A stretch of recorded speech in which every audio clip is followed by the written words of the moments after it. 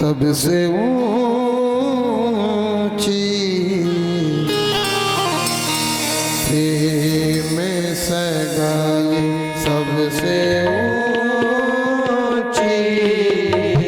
प्रेम सगाई, सबसे ऊंची प्रेम सगाई, सबसे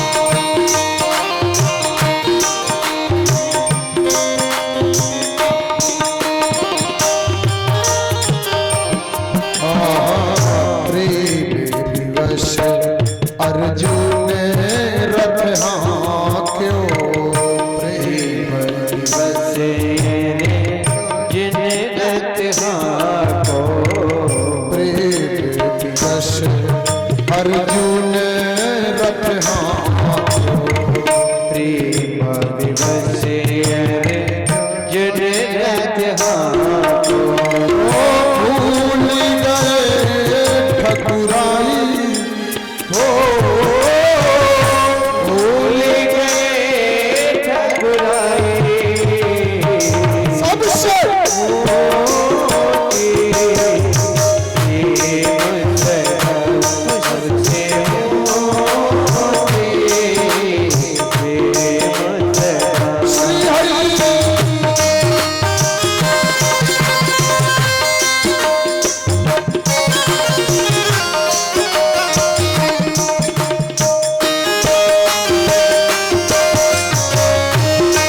श्री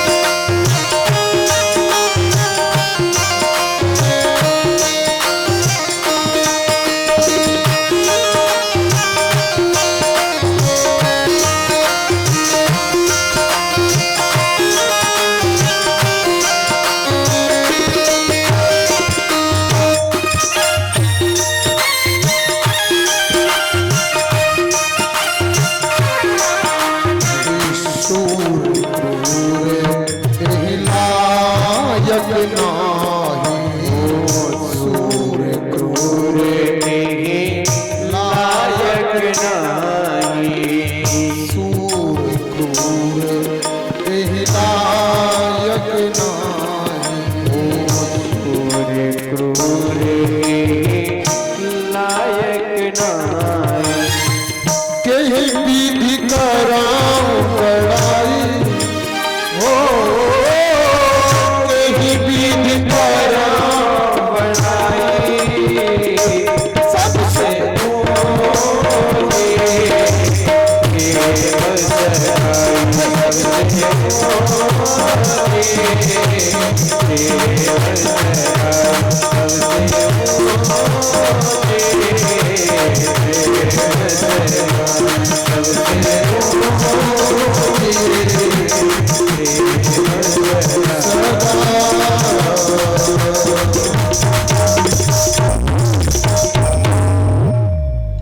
सबसे ऊंची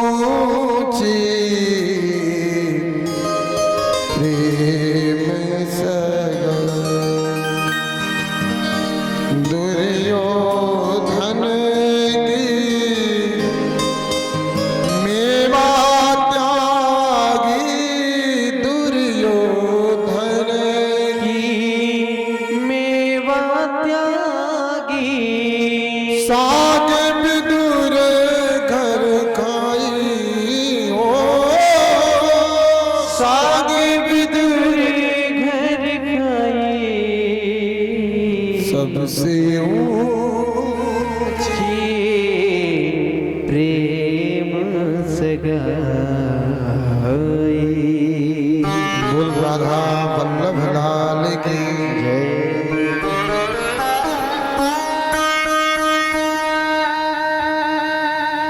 विदुर जी बाजार से माखन मिश्री लेकर के आए थे। भगवान आपने केले का छिलका खाया है, एक बार माखन मिश्री खा लो ना तो आपका मन ठीक हो जाएगा। भगवान ने सोचा कि अगर इसका लाया माखन मिश्री नहीं खाऊंगा ना तो इसका मन दुखेगा। माखन का लोंदा मिश्री की डरी ठाकुर जी को दिया। मेरे ठाकुर मेरे द्वारिका नाथ मुंह में रखे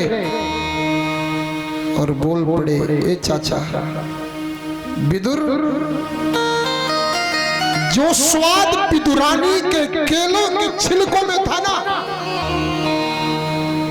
उस स्वाद के सामने तेरा माखन और तेरी मिश्री फीकी है। अरे जितना स्वाद विदुरानी के केले के छिलकों में आया ना, उतना स्वाद तो यशोदा के माखन में नहीं था।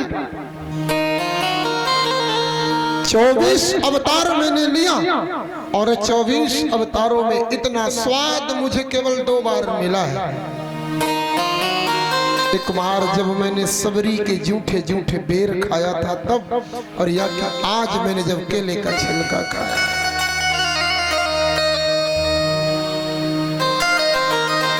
ये प्रेम है।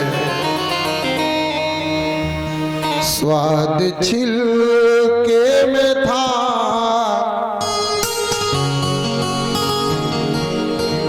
स्वाद छिलके में था, स्वाद कूदे में ना, स्वाद छिलके में था, तेरे गोदे में ना।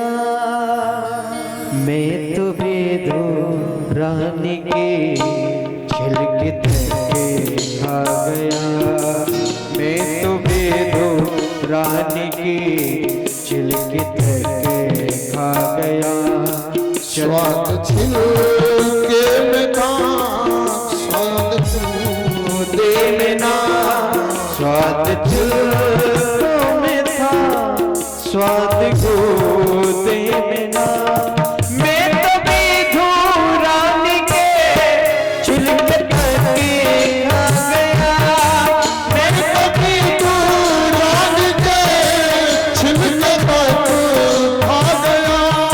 चतुराई जिसने की उसको मैं ना मिला। चतुराई जिसने की उसको मैं ना मिला। भीलनी का मुझे भोलापन भा गया। भीलनी का मुझे भोलापन भा गया। भीलनी का मुझे भोलापन भा गया। भीलनी का मुझे भोलापन भा गया।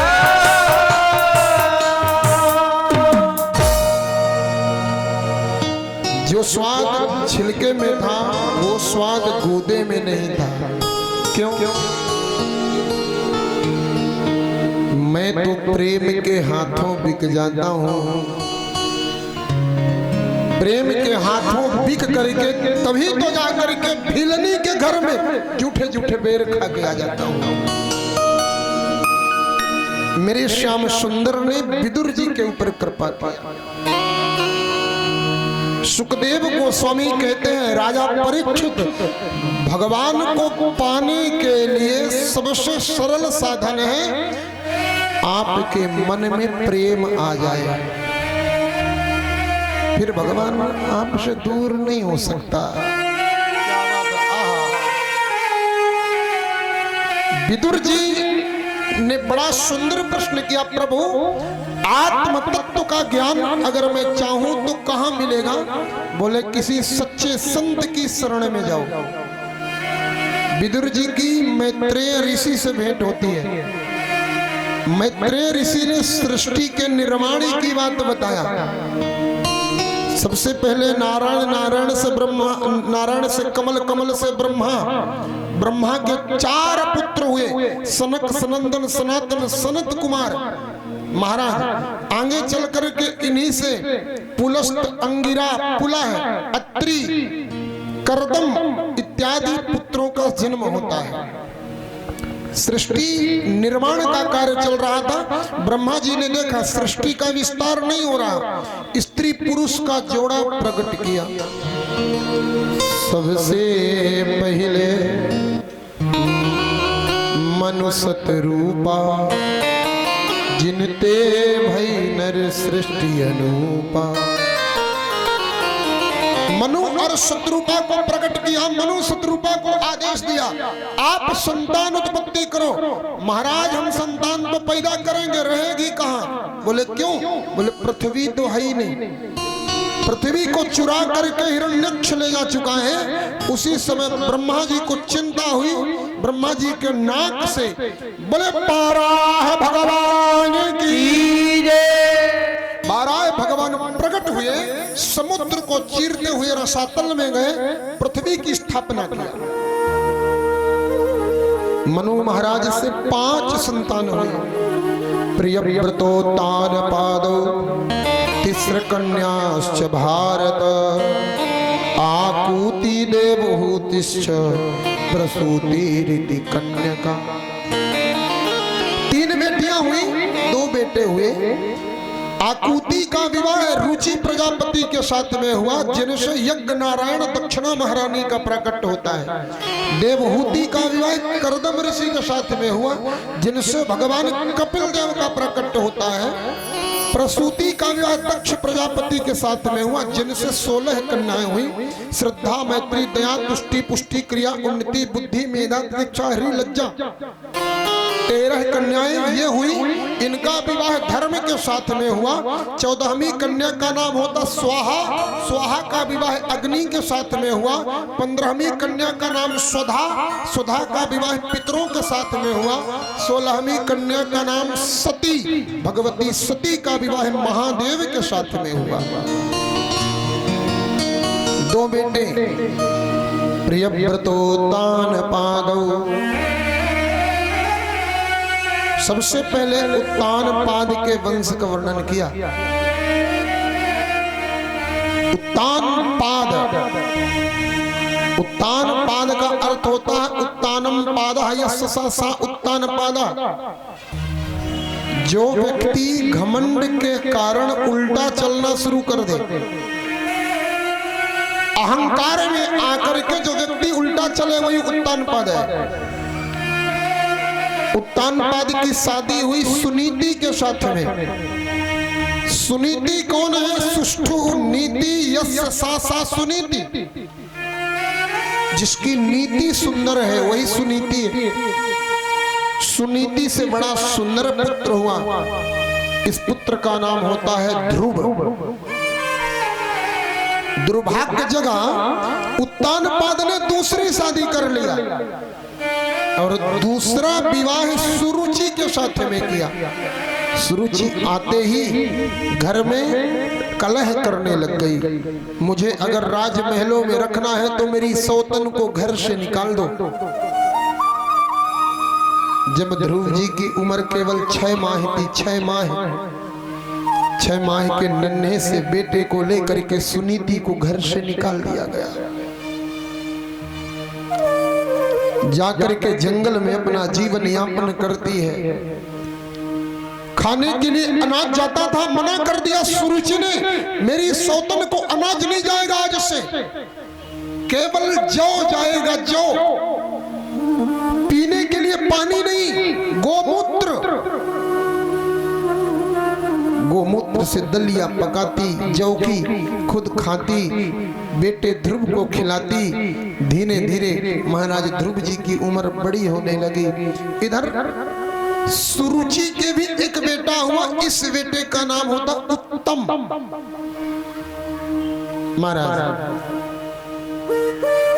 ध्रुव जी इतने बड़े हो गए, बच्चों के साथ खेलने जाने लगे।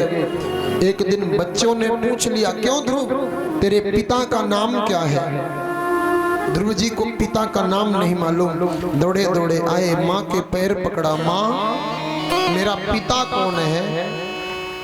माँ ने कहा, कैसे प्रश्न करता है, दूर हट।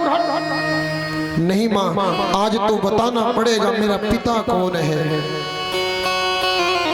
सुनीति अंतिम में हार करके बाल हट के सामने बताती है, बेटा तेरा पिता इस राज्य का राजा है। ध्रुव जी तुरंत उसी समय अपने पिता से मिलने के लिए गए, यह पूछने के लिए कि मेरी माँ ने कौन सा अपराध किया है जो मेरी माँ जंगल में रहती है। उत्तान पाद राज सिंहासन पर बैठा था, उसकी गोदी में एक बेटा खेल रहा था, उसका नाम था उत्तम। ध्रुव जी दौड़े दौड़े गए, पिता पिता करके दौड़ पड़े। उत्तान पाद के मन में करुणा जाग उठी, दया जाग उठी। उत्तान पाद ने पकड़ लिया, पकड़ करके अपनी गोदी में बैठा लिया। ये बात देख रही थी ध्रुव की सौतेली माँ सुरुचि। तुरंत आई, आकर के ध्रुव को उठाया, उठा करके जमीन पर पटक दिया। पिता की गोद में बैठना है, जा जाकर के जंगल में भगवान की तपस्या कर। जब भगवान खुश हो जाए तो भगवान से कहना, मुझे मेरी सौतेली माँ की कोख में डाल दो। सूरज सुरुचि की कोख में डाल दो। जब तू मेरे गर्भ से जन्म लेगा तब तू पिता की गोद में बैठने के लायक बनेगा। जाकर के जंगल में भगवान का भजन कर। ध्रुव जी रोते रोते माँ के पास आए, माँ के चरणों में प्रणाम किया। माँ कहती है बेटा इसीलिए नहीं बता रही थी तेरा पिता कौन है। तेरी माँ ने क्या कहा बेटा?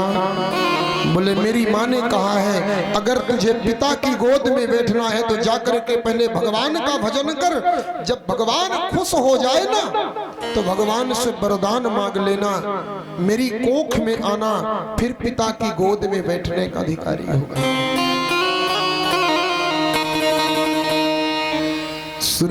सुनीति ने कहा बेटा एक काम कर, एक बात उस माँ की मान ले, एक बात इस माँ की मान ले। सुनीति कहती है तेरी माँ ने कहा है जा भगवान का भजन कर, ये बात तू उस माँ की मान ले। उसने कहा पिता की गोद मांग लेना भगवान से। बेटा मैं कहती हूँ जब तेरे सामने भगवान खड़ा हो जाए ना तो एक काम करना, भगवान से पिता की गोद मत मांगना, भगवान से परम पिता की गोद मांग लेना, जगत पिता की गोद मांग लेना। नन्हा सा बच्चा रोते रोते, ये भक्त की गति होती है, प्रेम की गति होती है। चल पड़े ध्रुव जी श्री राधा रानी का नाम स्मरण करते हुए, श्री किशोरी जी का नाम स्मरण करते हुए।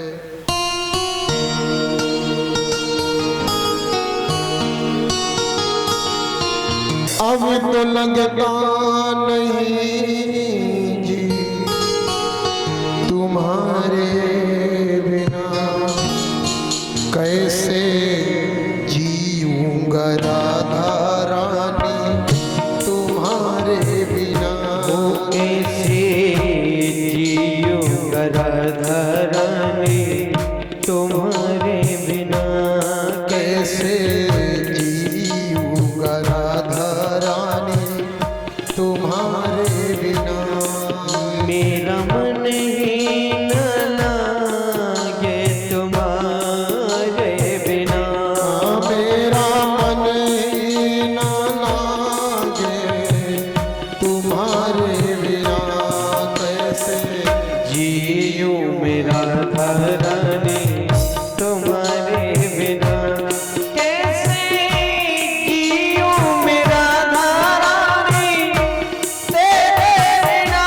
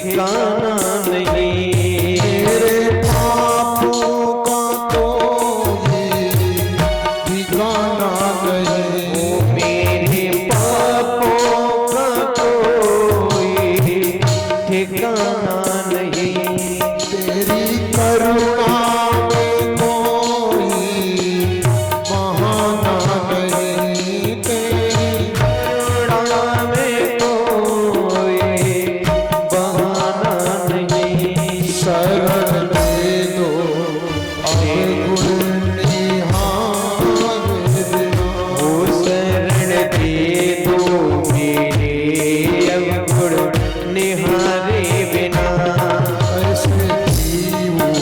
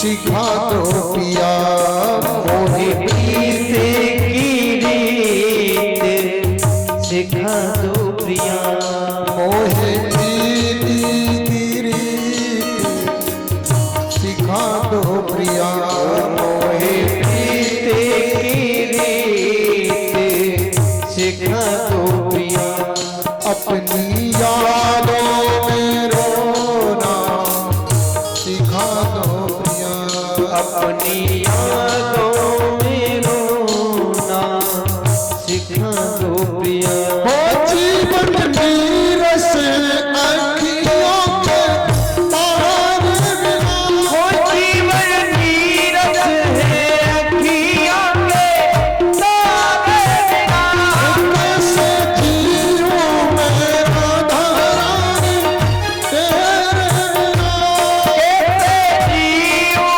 मेरा नारायण तेरे बिना मेरा मन ही न लागे तुम्हारे बिना मेरा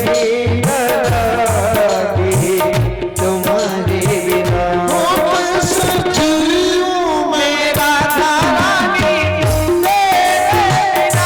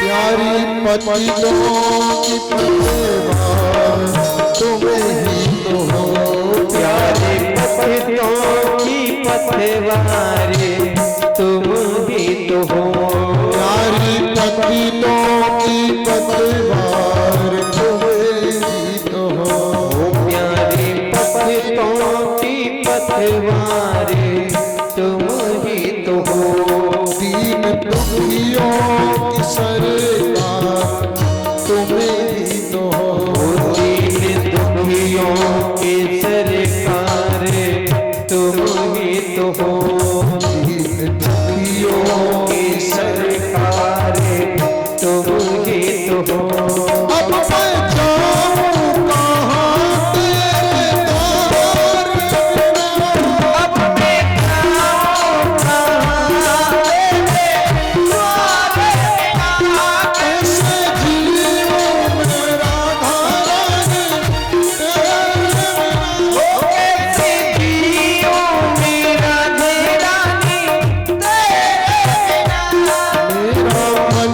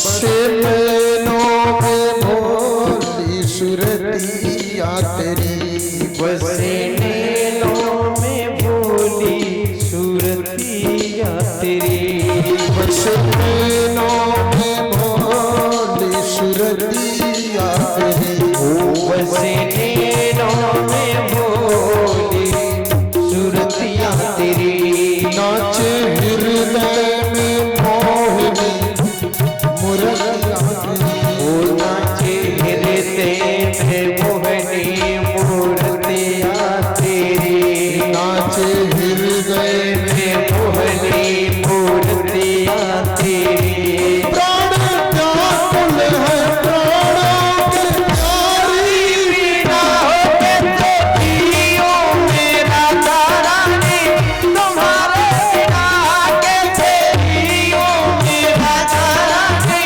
तेरे बिना मेरा मन ही न लागे तुम्हारे बिना, ओ मेरा मन ही न लागे तुम्हारे बिना, न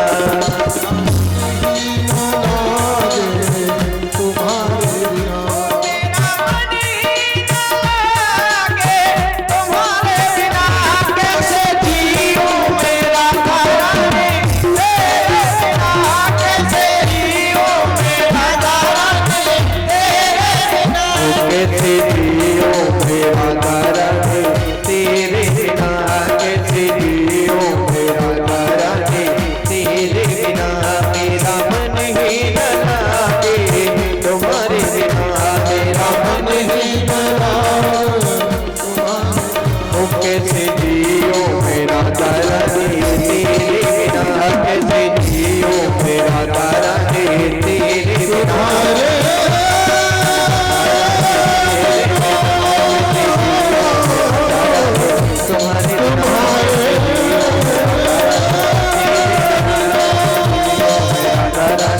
तेरे बिना।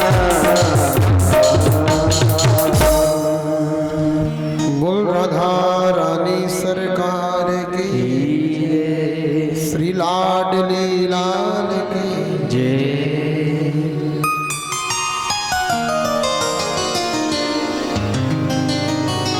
ध्रुव जी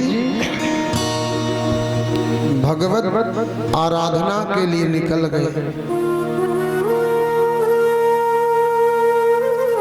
भजन की एक बड़ी सुंदर गति होती है घी, एक गति होती है दूध और एक गति होती है पानी। जो भजन लड़कपन में किया जाता है उसे घी की गति कहते हैं।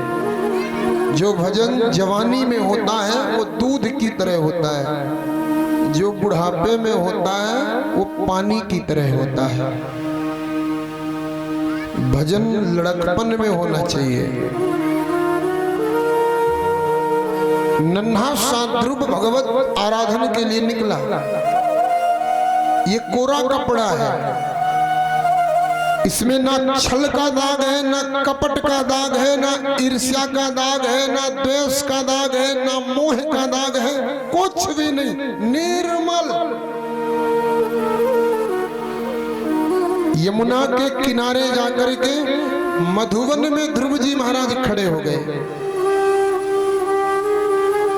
हाथ जोड़ करके भगवान का ध्यान करने लगे।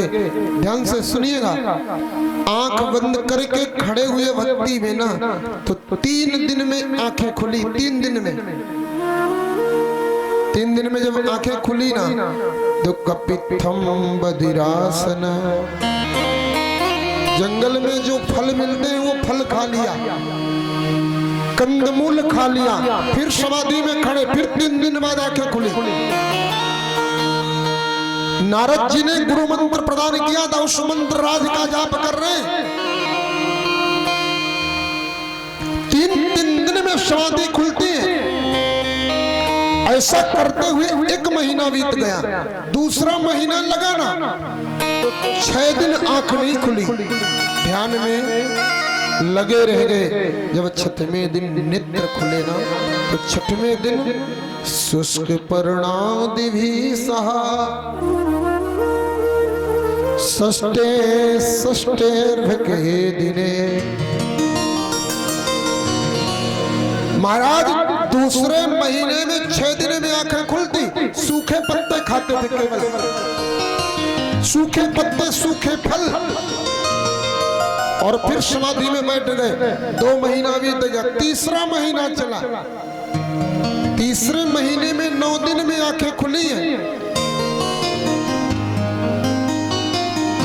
9 दिन में केवल जब आंखें खुली ना तो पानी पी लिया, फिर आंख बंद करके बैठ गए। 3 महीना बीता, चौथा महीना लगा ना तो 12 दिन में आंखें खुली। केवल 12 दिन में आंखें खोला तो सांस ले लिया, और सांस, एक श्वास को रोका तो 12 दिन तक आंखें नहीं खुला। हवा भी लेना बंद। 5वां महीना लगा तो श्वास भी लेना बंद हो गया। आंखें बंद, नेत्र बंद, भगवत आराधन में मगन, ध्यानावस्था। जब ध्रुव जी ने सांस लेना बंद किया ना तो देवताओं की सांस की गति रुक गई। देवता लोग हड़बड़ाए, भगवान के पास गए, प्रभु इस समय सांस लेने में तकलीफ होती है। भगवान ने कहा मेरा नन्हा सा भगत भक्ति में बैठा है, साधना में बैठा है, इसलिए। देवताओं ने कहा प्रभु जाए जाकर के दर्शन दे। भगवान मेरे गए, ध्रुव जी के हृदय में अपना रूप दिखाया और अंतर्ध्यान। जैसे अंतर्ध्यान हुए ध्रुव जी की आंखें खुल गई। जो छवि मन के अंदर देखा था वो सामने खड़ी है।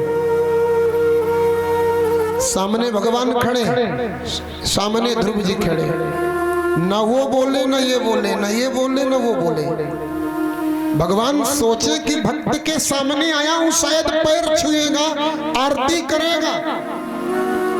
ध्रुव जी ने तो नमस्कार भी नहीं किया, ध्रुव जी ने प्रणाम भी नहीं किया। बहुत देर तक मौन खड़े रहे। क्यों? क्योंकि नन्हे से बच्चे को ये मालूम नहीं है ना कि भगवान को कहना क्या है। भगवान ने अपना वेद रूपी शंख ध्रुव जी के कपोल से लगाया। जैसे शंख मुंह में लगा ध्रुव जी के, वेदवाणी निकल पड़ी। योऽन्तः प्रविश्य मम वाचमिमां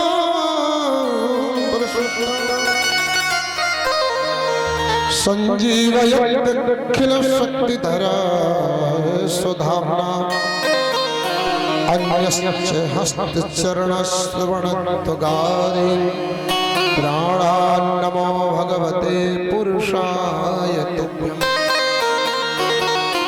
हे प्रभु, आपके शरणागत हैं, आप भक्त वत्सल हैं, आप कृपा सिंधु हैं, कृपा करें भगवान। स्तुति करने लगे ध्रुव जी ने, भव्य स्तुति किया। भगवान प्रसन्न हो गए। मांगो, क्या वरदान दे दूं? ध्रुव जी ने कहा प्रभु आप मेरे सामने खड़े हैं, अब आपसे क्या मांगूं? देवता लोग हंसने लगे, कितना पागल है।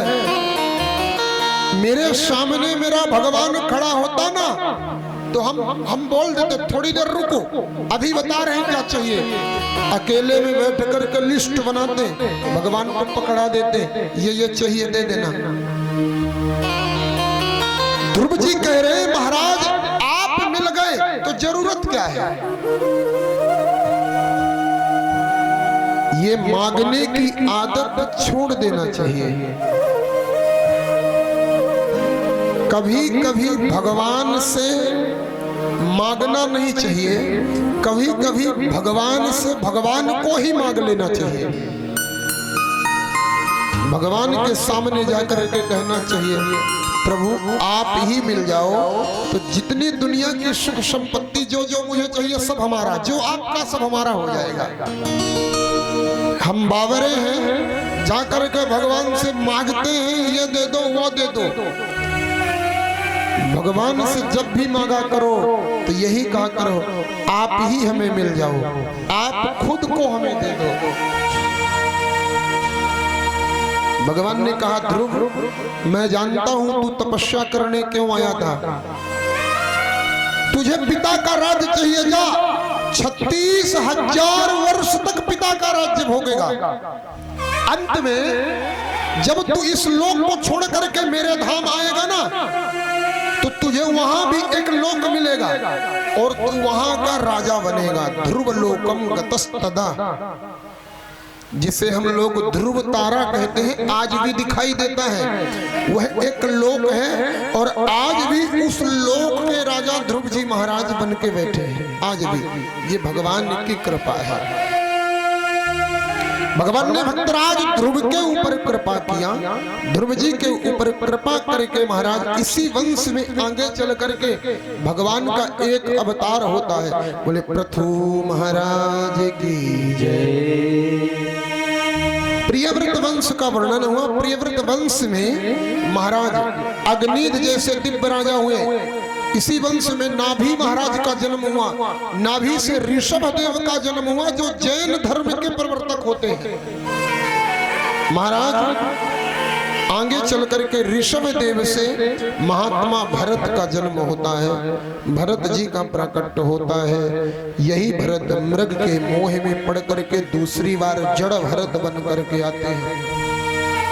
राजा रहु गण को दिव्य उपाख्यान प्रदान करते हैं, दिव्य ज्ञान प्रदान करते हैं। आइए आज की कथा को यहीं पर विराम।